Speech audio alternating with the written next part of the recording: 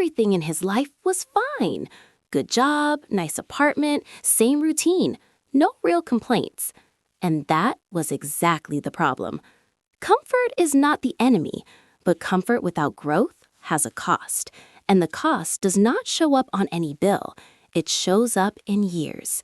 Years that passed while he waited for the right moment to actually start. Every time a real opportunity arrived, he chose the familiar. Every time something uncertain called, he chose the familiar. Every time growth asked him to be uncomfortable, he chose the familiar. And the familiar rewarded him with safety, with sameness, with a life that never asked too much of him and never gave him much back. The hidden cost of staying comfortable? You do not lose everything at once.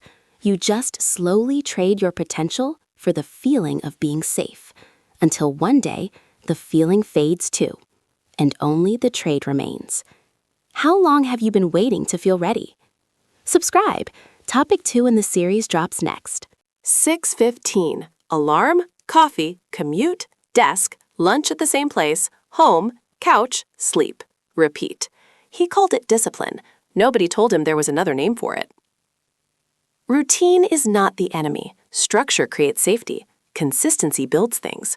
But there is a version of routine that stops being a tool and starts being a wall so familiar you stop noticing it is there and stop wondering what is on the other side.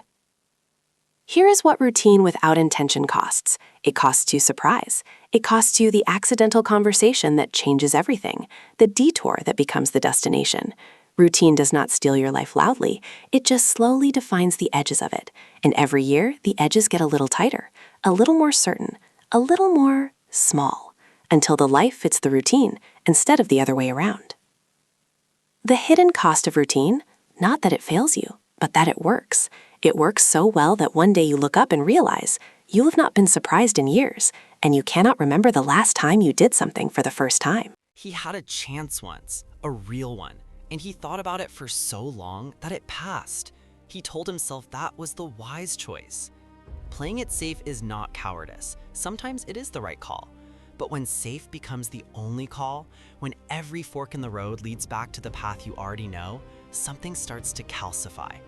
It's not your ambition that fades. It's your belief that you are someone who could actually do it. Here's what playing it safe actually costs. Not failure, you avoided that. Not embarrassment, you avoided that too. What it costs is the version of yourself that only shows up when the stakes are real, the focused version, the alive version. Safe choices protect you from loss. They also protect you from discovery. The risk you were avoiding was never really the risk of failure. It was the risk of finding out you were capable of more than you allowed yourself to try. And the hidden cost? You never really lose. You just never really find out. Until one day, the question of what would have happened gets too heavy to carry. She researched everything, planned for every outcome, eliminated every risk. She built a perfectly protected life that never went anywhere. Risk avoidance feels like intelligence, like you're being careful with your one life. And you are, but there is a risk nobody puts in the spreadsheet, the risk of underliving, of protecting yourself so carefully that nothing worth protecting ever gets built. It's an invisible cost, compounding quietly. This costs you the business that might have worked, the relationship you were too careful to start, the version of yourself that only emerges when you have skin in the game. Because growth doesn't happen in protected conditions. It happens in exposure. Every risk you avoid keeps you safe. It also keeps you the same. And in a world that keeps moving, staying the same is its own kind of falling behind. The irony is this: people who never take risks don't avoid them. They just choose a different one.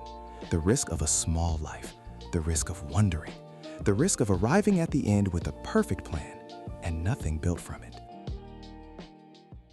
He knew exactly how every day would go, what he would eat, who he would see.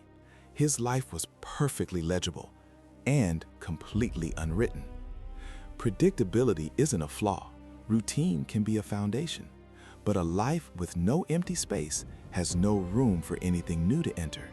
No room for the unexpected conversation, the detour that rewrites everything. Predictability eliminates risk. it also eliminates invitation.